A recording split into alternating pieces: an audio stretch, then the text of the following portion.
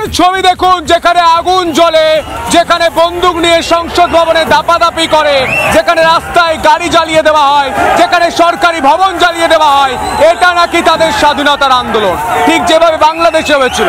এই চারটে ছবি দেখুন, 1 2 3 4, এই চার ছবি আপনার চোখ খুলে দিচ্ছে। চার ছবি দেখুন, যেখানে হিংস্রভাবে আগুন জ্বালিয়ে দেওয়া হচ্ছে। উন্মত্ত জনতা রাস্তায় নেমে আন্দোলন করছে, জ্বালিয়ে দিচ্ছে সংসদ ভবন, বন্দুক নিয়ে দাবাদাবি করছে। এটা কোন আন্দোলন? এটা ধ্বংসের আন্দোলন।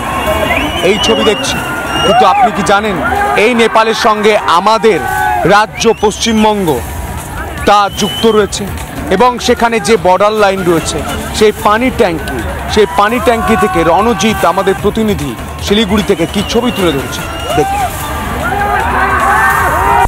অগ্নিগর্ভ নেপাল জ্বলছে নেপালের একাধিক সরকারি অফিস। ইতিমধ্যে কালো ধোঁয়ায় ছেয়ে গিয়েছে গোটা নেপালের পানি ট্যাঙ্কি বর্ডার সীমান্ত।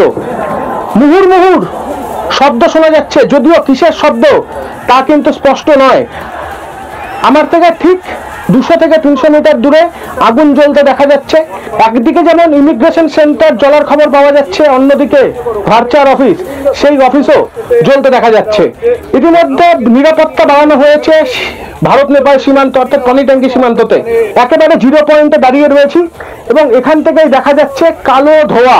এসএসবি তারা ঢাল, লাঠি, আর্মস নিয়ে তৎপর রয়েছে। এসএসবির পেছনেই রয়েছে রাজ্য পুলিশ, তারাও কিন্তু এটি গার্ডওয়াল তৈরি করেছে। পাশাপাশি ডগ স্কোয়াডকে নিয়ে আসা হয়েছে।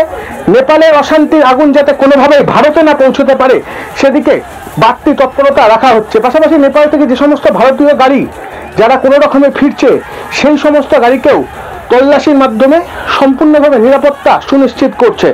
যারা নেপাল থেকে আসছিল সেই সমস্ত গাড়ি মেচি ব্রিজের ওপর আটকে রয়েছে। প্রায় শতাধিক ট্রাক রয়েছে ভারত সীমান্তে। ভারত নেপাল সীমান্ত থেকে রণজিৎ বোস, রিপাবলিক বাংলা। নেপালে হচ্ছেটা কি?